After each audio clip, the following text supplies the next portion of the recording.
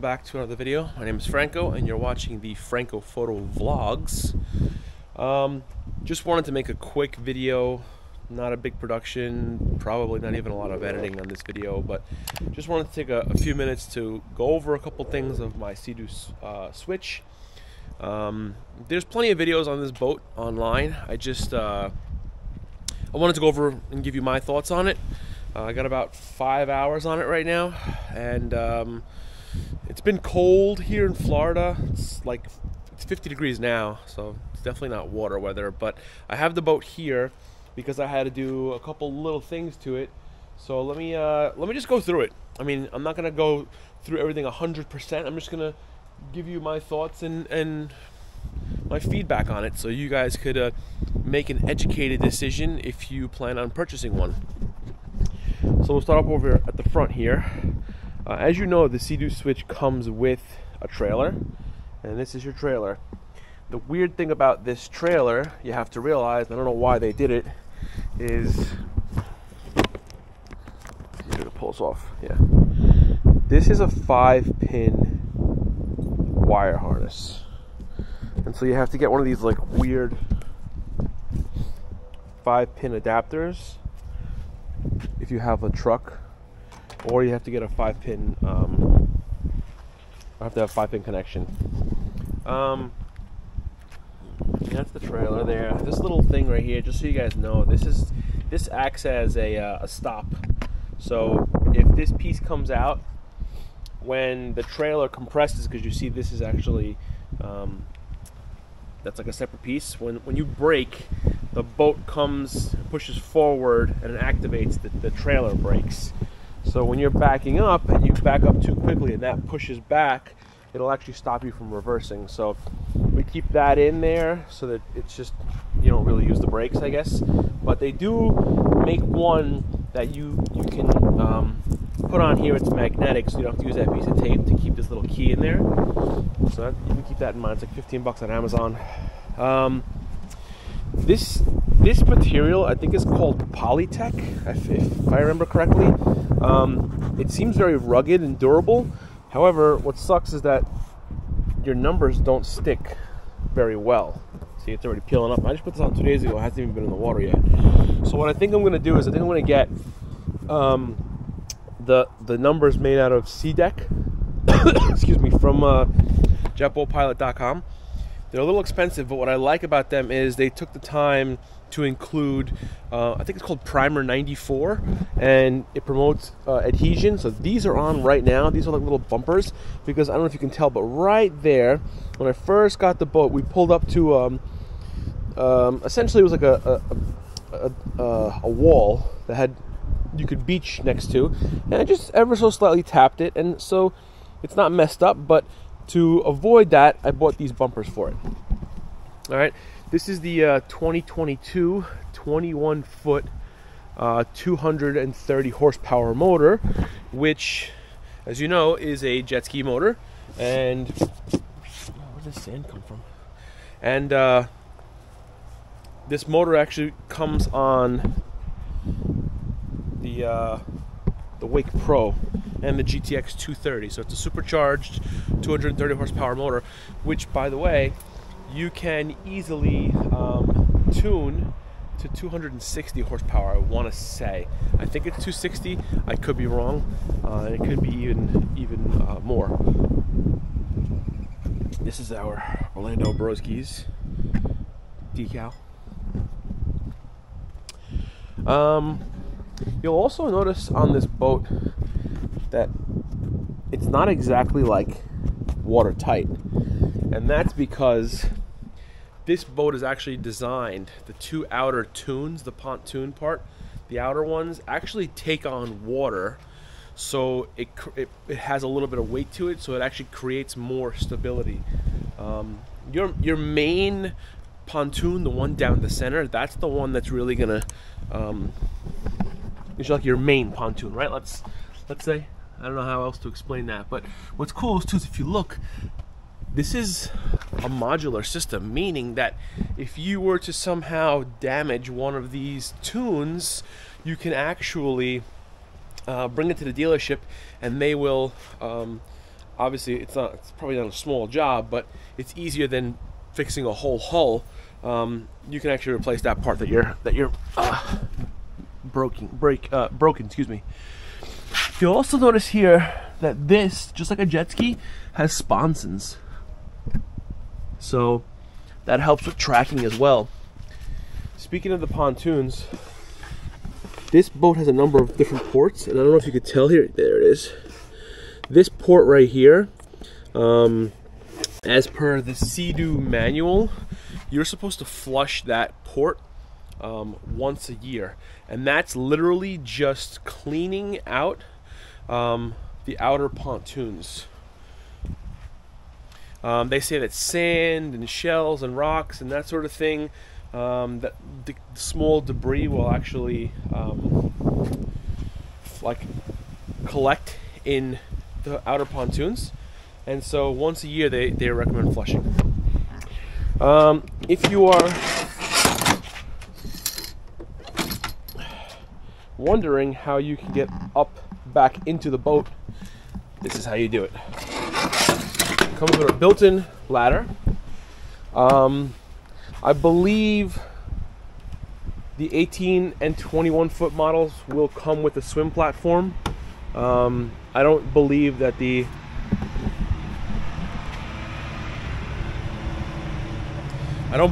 compacts come with the swim platform, but you can add it to any one that does not come with it. What I really like about this swim platform, and one of the main reasons why I went for this boat, was because it actually utilizes the link system, and I have a Seadoo jet ski, so I use all my accessories on either watercraft. Back to the swim platform. If you don't have a swim platform and you have the compact model, this, if you'll notice, has two screws here. Yeah, this is actually a gate. So this, if you notice, this actually comes up and opens out. So one of the weird things about this boat is that there's no side access, and so you can either open it by removing these two screws here and having rear access, which I would not use because I have the two corner tables. But the only way to get into this boat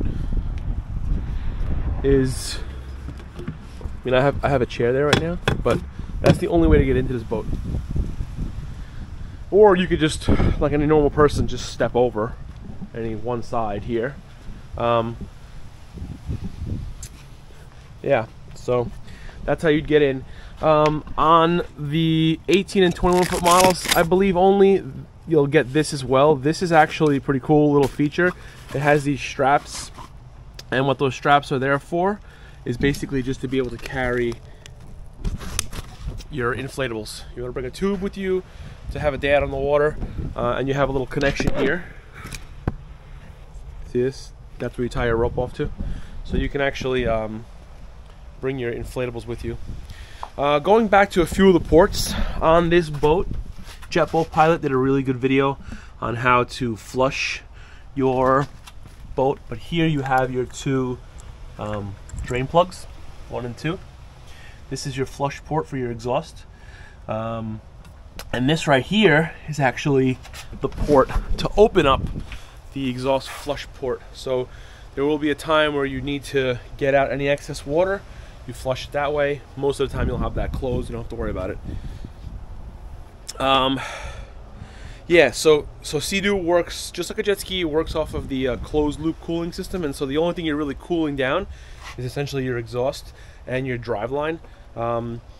If you don't know anything about flushing out a Seadoo, if you've never owned a Seadoo before, Seadoo, you can't keep it on, like engine on, out of the water for longer than, they say, I think the book says 2 minutes, but just to be safe, I always go 90 seconds, and especially not without any water connected to it. So you want to make sure that you have water running through the exhaust and cooling that, because what happens is the driveline uses a carbon seal, which if it gets too hot, it begins to crack, and essentially that lets water into the hull, and that'll lead to sinking. So what you hear on the internet about carbon seals is actually true, But that's only if you don't maintain it, if you don't do what you're supposed to do the right way. So just make sure that when you're flushing this boat, or any jet ski for that matter, that you actually keep the engine running for no longer than 90 seconds. And you always want to make sure that if there's water flowing to that exhaust through the flush port, that the engine is on. If you're running water without the engine on, you could eventually get water into the engine, which you don't want. So that's why there's a certain procedure. Now you'll notice around the boat here, there's all these little zippers. That's just for like some access through this this like clear mesh, like clear like plexiglass or plastic, which is really cool because when you're in the boat, you can actually, sitting right here, you can look and see where the dock is rather than having to look over the edge. Here you have access to your fuel. A little water build up there. Another little zipper there, access port, and then you have these actually all around the side of the boat, so you can tie off a rope to there. What I personally like to do, I'll show you here, and we'll get on the boat in a second. I keep these tied; they don't go anywhere, and then I'll feed the rope through. And I actually use these. They're made by Tailorance. I don't know. I'll put it in the link in the description below. I bought them on Amazon, and I just keep them tied here. This way, the rope don't go anywhere when we're driving down the road. All right, let's hop up on top of the boat here, and we'll show you a couple more things. Oh, before I get on the boat, I actually have to tie my truck to it. I got to connect it to the truck because I learned this the hard way. I was at the location where I store the boat, and I got on from the rear of the boat, and literally, they say these things are light, but that is an understatement. This boat, the whole thing, just with my fat ass on it, going on from the back, the whole thing lifted up, came up in the air. Luckily, I had wheel chocks on it, so it didn't go forward into my truck, because my truck was right there. I just disconnected it, and my whole license plate just bent. It like compressed. So you only want to be on these things if you have them connected to a vehicle. So let me connect it real quick. We'll hop on. We'll talk about more. Alright. So like I said, you want to get this thing on the truck, lock down that ball, because otherwise the whole thing will come up when my fat ass gets on the boat.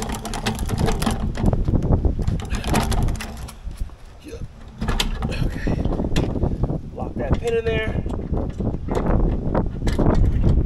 grab my camera, let's hop up on the boat. You'll notice on this boat there's 3 steps, comes built into the trailer, and this is how you get on it. I apologize for the configuration here because it's not how I would use it. I was just working on it, so I needed things set up a certain way. So I apologize for this weird angle, but I'm going to show you really quick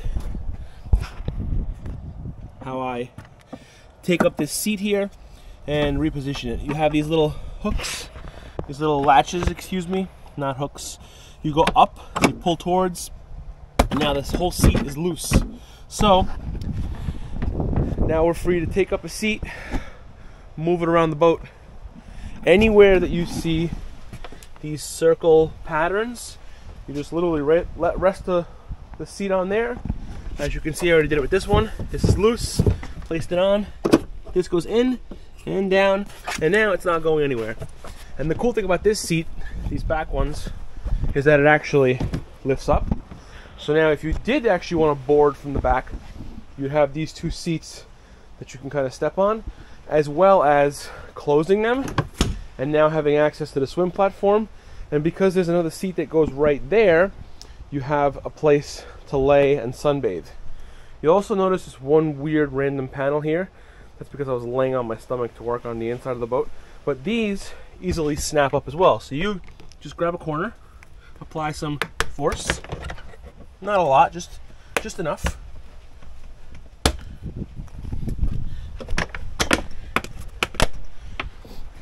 And it uses these little clip thingies that just snap into each corner.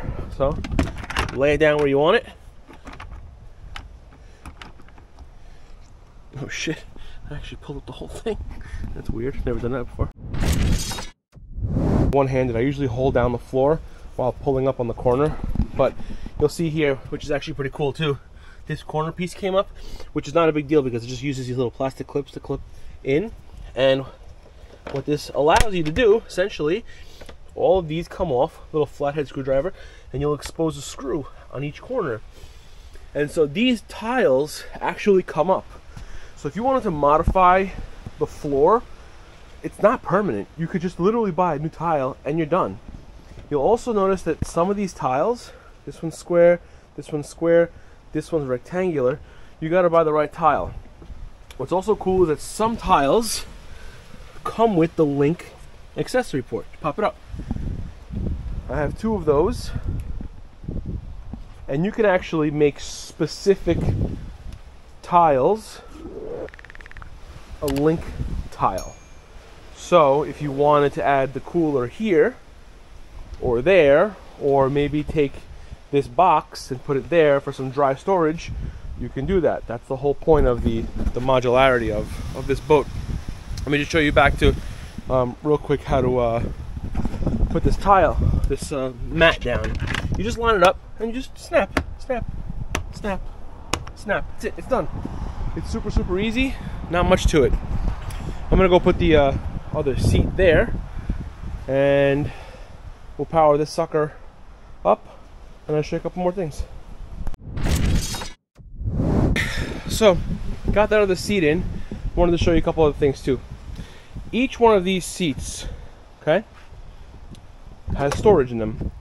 So because you're probably thinking to yourself, all right, it's basically just a big old playpen on the water. That's what it looks like. That's what my wife calls it. So where do you store stuff? Well, you have a couple different ways of doing it. First of all, you have those little storage boxes that you can buy and place into the link system. You have, that came with this boat at least, 4 link setups. 1, 2, 3, 4. Okay. You also have your storage hatch, which mine has a bunch of crap in it already, which I want to show you. That's literally as easy as it is to get into it. Okay. Here's your storage. Now, what I did, took a Dremel and basically just gave a little channel for this wire. This wire is my battery charger. So I bought a Noco 2-bay battery charger because I added a second battery to this boat. The battery on this boat is tiny, okay? It's literally a jet ski battery. It's just enough to crank the jet ski motor and get it started. Now, if you want to play music with the built-in sound system, you're gonna need extra juice. You forget the key in, battery dies, whatever the case is, I have an extra battery. The last thing you want to do is to be stranded on the water with your family, or by yourself, or just ever. So I keep in here a pole, which I'm starting to realize I don't need. This pole is just something that allows me to grab the dock. How do I get it back in? I'll do it after. But it allows me to grab the dock when I'm here by myself. The thing I'm starting to realize about this boat is that because it's so playful and easy to maneuver, that I don't even need that pole. So that's why I'm probably not going to use it. But I guess it's good to have. You would also store your table in here and the pole for the table if you were so lucky to get one when it came with the boat, or if you bought one extra. The table is pretty cool because it actually, if you look right in here, in between, you see those threads? There's a couple of those all around the boat, and you can actually connect the table. What else is really cool is that you see right here, this little mini link system.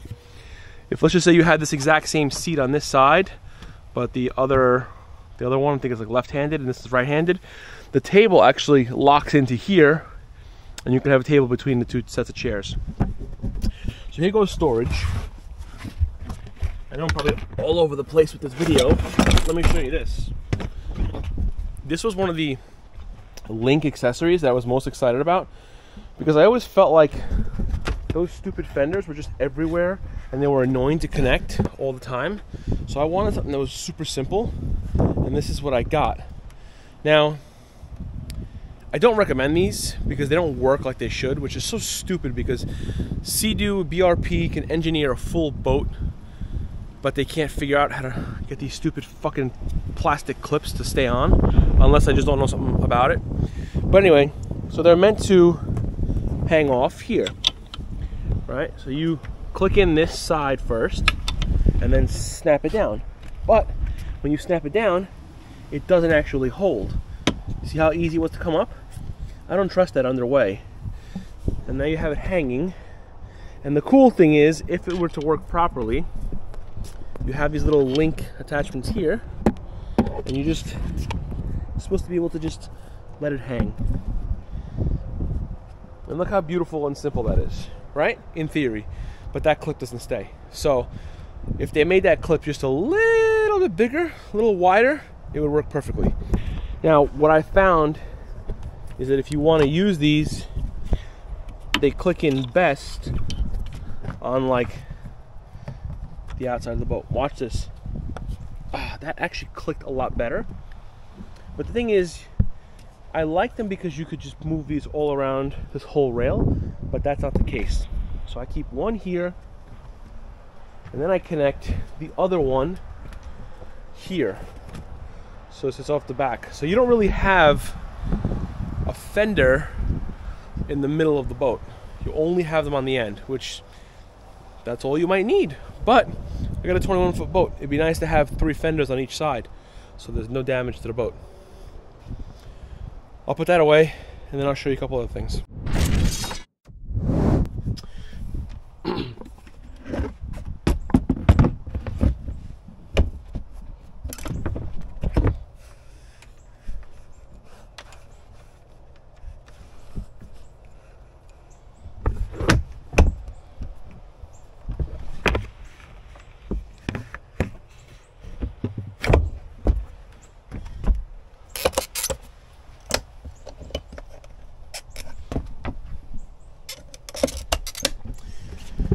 Now, you might be asking yourself, what the hell is that thing?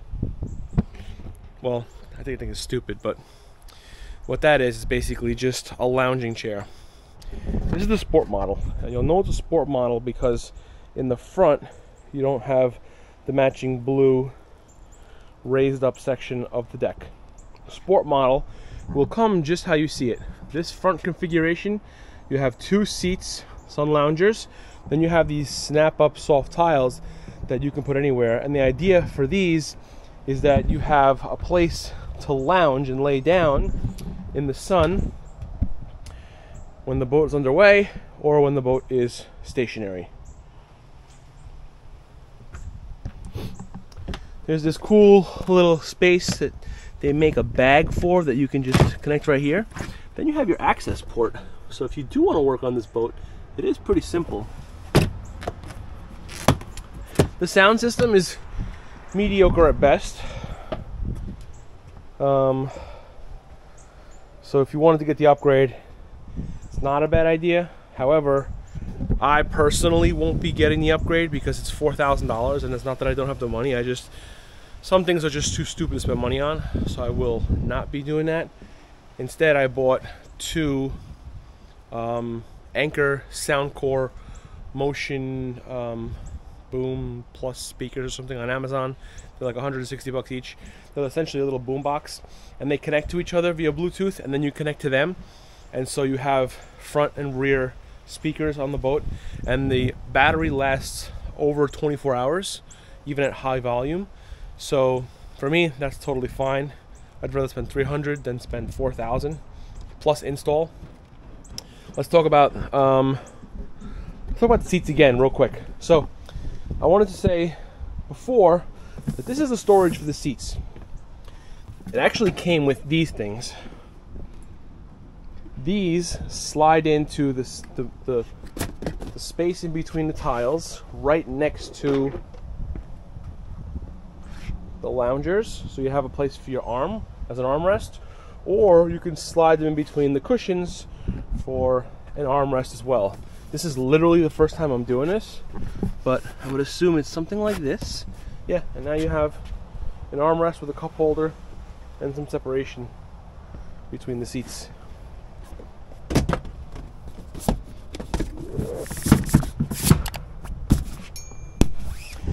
There is some storage underneath this, but you can't get to it, so you have to go in through here, and then just like that. This one, because there's no seat there, there is actually access. And the same thing, those little yellow tabs, you can move those corner pieces anywhere you want. Essentially, this boat is so versatile that you could take any one of these chairs, any one of these loungers, any one of those, what do you call those, like floor mats, and you could make this into a floating playpen. What's good about that is that this boat is so versatile, so you can use it in different ways, right?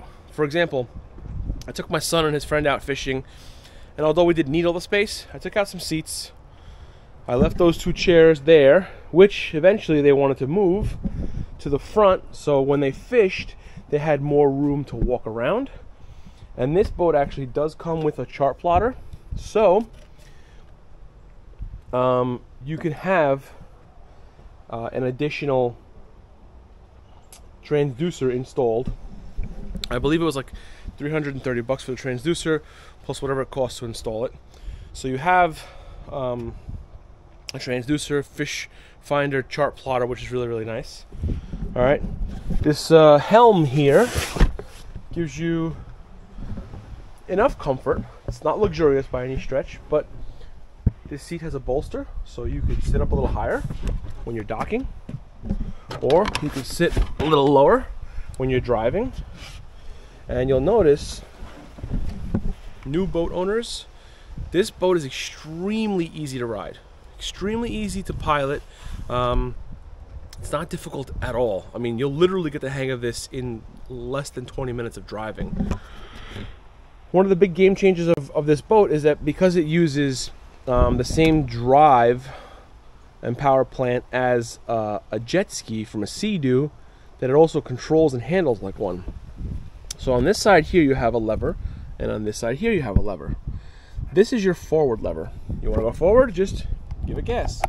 Okay? It also has brakes, which is really cool. So it's not really brakes, it's just a way to slow the boat down. I'll show you on the back of the boat. There's a bucket that essentially comes down, and as water is traveling forward, it forces, as the water's coming towards the boat, the bucket will actually grab the water essentially and slow it down. So this is your brake. Okay. What's cool about this too is that because it's so easy and nimble to maneuver, this lever right here and this lever right here is nice because you just keep your hands on the throttle at all times.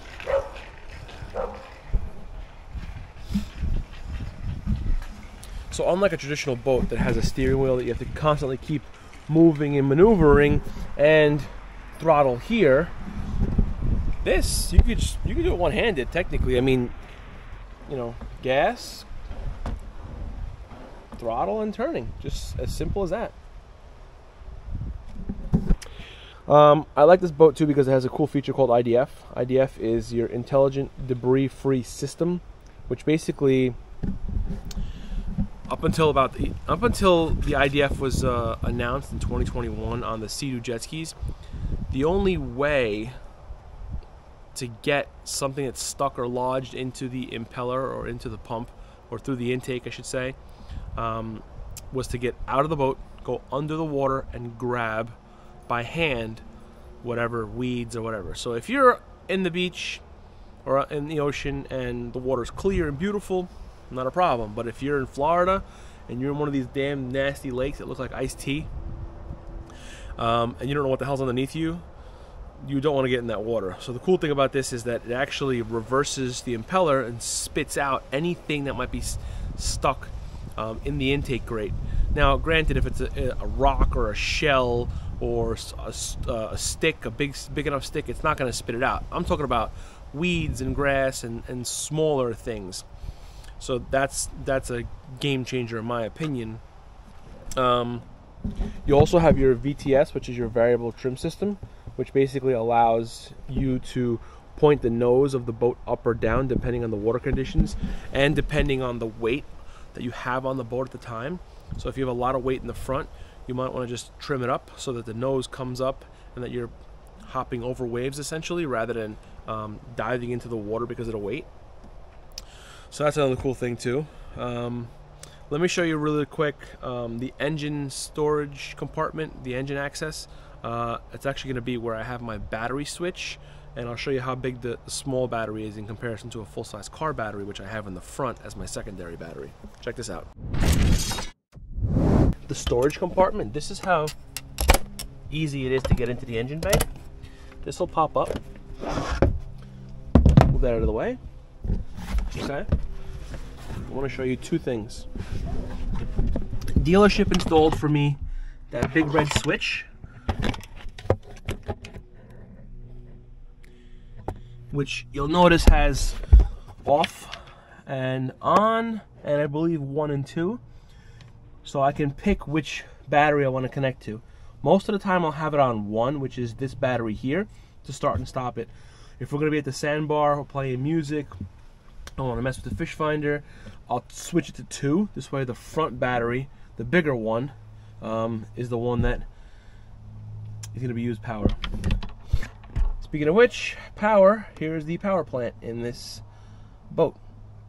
Incredibly simple, but very good job executing this. This is one of the grommets used to run wires throughout the boat. You see, I don't know if you can see, but that little square, that little circle thing down there with the word Garmin on it, that's the additional transducer that I had the dealership install for me. Really quick though, I want to tell you about this little piece of information that I found out that might be beneficial and useful for you guys when you're inevitably in the same situation I am. So I had the dealership install the transducer for me, and the way this transducer works, essentially, there's the hull of the boat is at an angle. I think it's 20 degrees. I could be wrong. I think it's 20. And then you have this little cradle thing that kind of screws into the boat. Not screws in, excuse me. It glues in, not screws in. You glue it into the boat. You take an adhesive and you stick it down. You let it cure, you let it dry, and then you're supposed to fill that cavity up with RV marine antifreeze, because this is a through hull transducer, which means you don't have to drill any holes in the boat to put this thing in. It shoots a signal through the boat. It's not as accurate, but it is very simple to install, easy to maintain, and rarely get any issues with it. The only issue you usually have is that marine fluid, that antifreeze, it actually evaporates, and if you don't have a proper seal, it'll actually leak and you'll lose it. So if there's an air bubble in that cavity where you put the fluid in, you won't get a proper signal, a transmission signal through the transducer, and you won't be able to read your depth and or sonar. So you want to check that every so often. On top of that cradle, the transducer just snaps in. So it shoots a signal through the RV fluid, through the hull, thus giving you a depth reading. Okay? Look at that puppy over there. Good boy. See, look at this. I could see right through this plastic stuff. That's the side of the boat right there. Another thing that you should know when you're buying this, it doesn't come with every single thing you need. So what you're going to need is dock lines. You're going to need to buy some sort of fenders. You're going to need to get a fire extinguisher, which is required to have on board. A first aid kit's a good idea. A paddle, I think you need to have. This comes with a horn, so you don't need a whistle like the jet skis. I'm trying to think what else a new boat owner would need in order to get out on the water. I mean, besides like common sense stuff like sunscreen and stuff like that, that's pretty much all you would need to get started on the boat. So these fire extinguishers that do not come with the boat actually get mounted underneath. Okay, and the one from my Yamaha, I kept it because I thought that maybe it would fit here, but it didn't. So this is literally the exact same one that fits inside of the Seadoo jet skis, the one under the hatch. So if you have one of those, they're interchangeable, but it's good to have two just in case. You'll notice here that there's another access that just gives you 2 bays of access to the boat. Okay, and the only thing in between is this plastic piece here. So I think that's it. I mean, besides, oh, let's talk about the Bimini. I forgot about that. Bimini is actually, in my personal opinion, it sucks. I mean, it's good, but there's one major flaw, one major design flaw, in my opinion, about this boat. I felt like a traditional pontoon, this Bimini should fold backwards. Okay, I'll tell you why. When this thing is folded totally flat forward, it actually comes down to about here, which means that my fat ass has to now crawl underneath here to get into the back of the boat. Now, if they had just, you know, reversed the angle of this piece here, essentially turned it around and put it maybe right there, it would be able to fold backwards. And because you don't access the boat from the back anyway, you would never need to have that in your way, and you could just walk up the front of the boat and do what you need to do. But no, the engineers at BRP decided it was a good idea to do this. Quick little story for you guys I forgot to mention while I was on the boat. My friend has this boat. He lives on the lake right across the street from my house, and so he doesn't take the boat in and out of the water, and he has a dock behind his house. The thing that sucks for him is that he can't fit the boat inside of his dock with the Bimini top up, so he actually has to put it down before he gets it into the dock and essentially put it on the lift. And what sucks about that is that because BRP engineered this Bimini top to fold forward, he actually can't see in front of him, so he doesn't even know what he's about to hit. He's basically going into his dock, onto his lift. He's going in blind, so he can't see nothing. So that's another reason why this Bimini top is flawed, in my opinion. So that's just something to consider. If you're about to buy this boat and you want to keep it on your boat lift, you may either want to go with no Bimini top and do an aftermarket one that folds backwards. That's about $300, or just keep in mind that you're going to be driving into your boat dock onto the lift blindly. So keep that in mind. But it's really, really simple. You can actually do this with one person. I can do it myself. I don't have my tripod for my camera, so I'm not going to demonstrate it for you. But it's hard to do one person one-handed, but you can actually do it with one person, no problem. Literally, you just push this down, pick it up.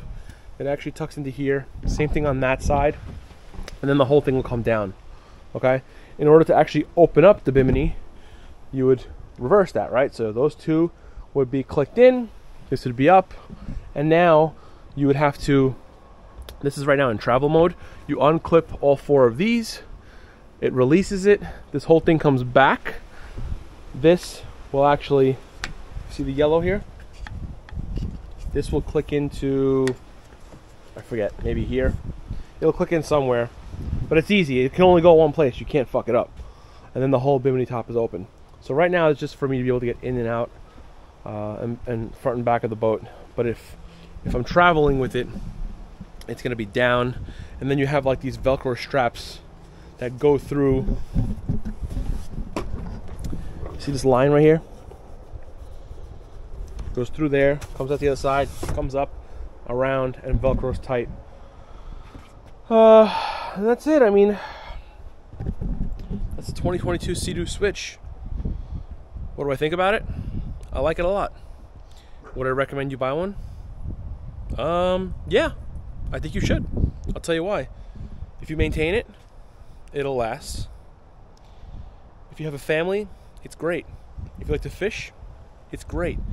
There's no live well for like professional fishermen. There's really no place to put rods, but because of that rail, I can imagine there's going to be a million different third-party companies that are going to put, are going to make, I should say, rod holders. Actually, you know what you could do, believe it or not, if you're a fisherman, you could buy the Seadoo Fish Pro cooler. It's like $800, but you could put it right there, and it actually has, I think it comes with 6 rod holders, and you can add more, and they're fairly cheap, and they'll just be right there. So you have your fishing rod here, you have a cooler here, and you have a lot of space to walk around in the boat, and that's it. I mean, great boat. It's a 21-foot 230. It's the highest model they have. Actually, excuse me, it's not. The Cruise is the highest model they have, but as far as length and power plant configuration, it's the highest one you can get. I think I paid $44K for this thing, whereas my 19-foot Yamaha was $55K. Great boat, don't get me wrong. Nothing against Yamaha, I loved it. It was my first boat. But this, in my opinion, even though it looks like a toy and it's made of plastic, it is made much cheaper. Yes, I get it. This is a better fit for my family. If you go to jetboatpilot.com, you can buy a bunch of accessories there. But what's cool is that if you go to their YouTube page, I think it's Jetboat Pilot, YouTube, whatever. I'll link it down below. He did a couple of videos on this boat in particular, which are very, very useful. This video that I made wasn't in any way meant to replace those videos. This was just a video from a Seadoo Switch owner that has some experience on the water with other boats, and basically the main reasons why I got rid of the Yamaha, came over to this. Just thoughts and feelings for people who were interested in possibly buying one of these. You know, so you can get more information from someone like me who owns it versus a reviewer. A reviewer will go over stats and that sort of thing, but you know, this is more from an owner standpoint. So let me know in the comments down below if you have any questions about this boat. I'll answer every single comment. Let me know if you want me to do any specific videos on this boat, okay? And let me know if you like this video. Thumbs up, subscribe, follow us on Instagram, Franco Photo Vlogs, and also watch my other videos. I do, you know, I do some cool videos on some different places that we go jet skiing and that sort of thing in the Florida area, Orlando area, and that's it. Thanks so much for watching. See you in the next one.